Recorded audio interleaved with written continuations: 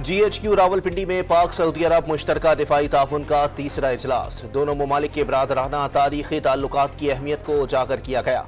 बल्ले का निशान लेने के खिलाफ PTI की इंट्रा कोर्ट अपील पर पेशावर हाई कोर्ट में समाअत। ताखीर से पहुंचने पर बैरिस्टर अली जफर ने अदालत से माजरत कर ली। बानी PTI GHQ हमला केस में भी गिरफ्तार। बानी PTI के जिस्मानी रिमांड की इस्तदा मुस्तरद। पुलिस को जेल में ही तफ्तीश का हुक्म दे दिया। मानसेहरा के हलके NA-15 से नवाज शरीफ के कागजात नामजदगी के खिलाफ अपील मुस्तरद। PTI के आजम सवाती ने कागजात नामजदगी को चैलेंज किया था।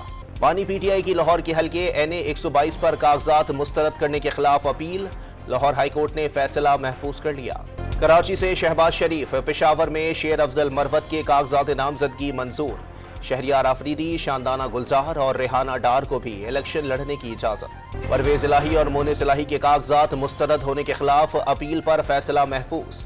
हैदराबाद में शर्जील मेमन के कागजात मंजूर करने के खिलाफ अपील पर कल के लिए नोटिस। नवाज शरीफ के लिए एक और बड़ा रिलीफ।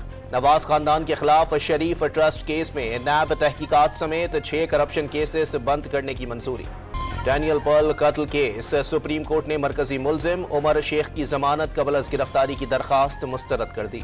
निगरान वज़ीर आज़म अनवारुल हक काकड़ के इलेक्ट्रिक के वफ्द से मुलाकात में कराची के लिए बिजली बिला तात्तुल फराहम करने की यकीन दहानी करा दी।